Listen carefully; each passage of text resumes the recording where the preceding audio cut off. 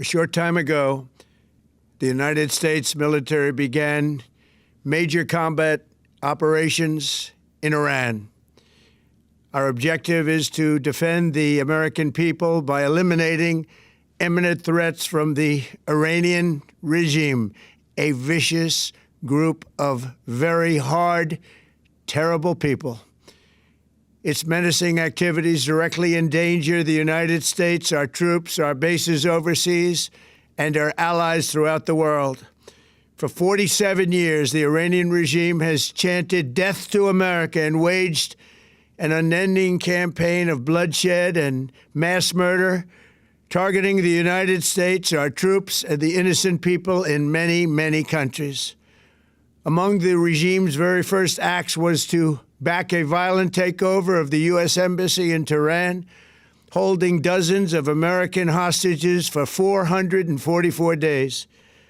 In 1983, Iran's proxies carried out the Marine barracks bombing in Beirut that killed 241 American military personnel. In 2000, they knew and were probably involved with the attack on the USS Cole. Many died.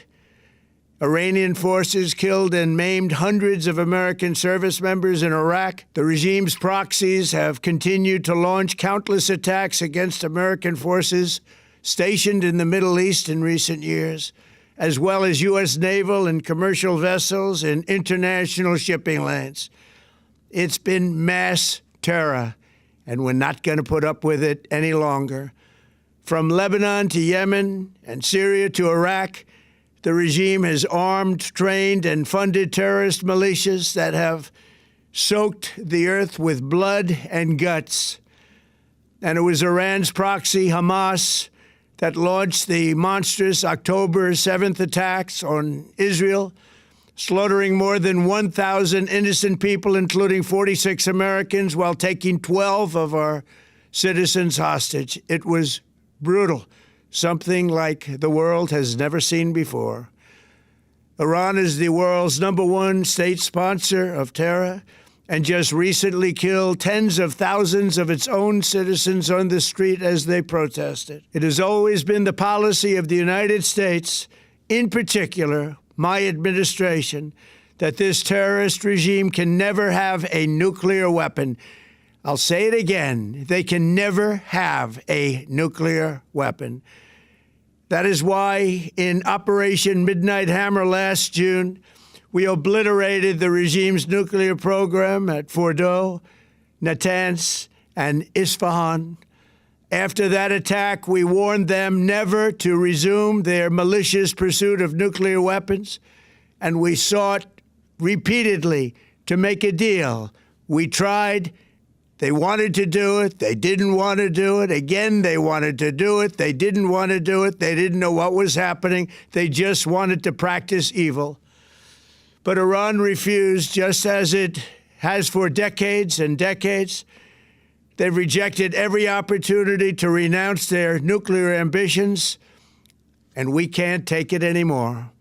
Instead, they attempted to rebuild their nuclear program and to continue developing long-range missiles that can now threaten our very good friends and allies in Europe, our troops stationed overseas, and could soon reach the American homeland. Just imagine how emboldened this regime would be if they ever had and actually were armed with nuclear weapons as a means to deliver their message.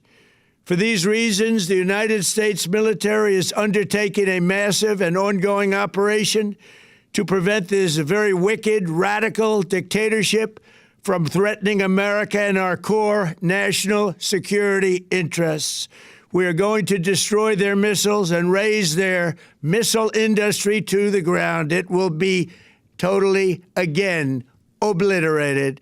We're going to annihilate their Navy. We're going to ensure that the region's terrorist proxies can no longer destabilize the region or the world and attack our forces and no longer use their IEDs or roadside bombs, as they are sometimes called, to so gravely wound the nation. And there is no military on earth even close to its power strength, or sophistication. My administration has taken every possible step to minimize the risk to U.S. personnel in the region.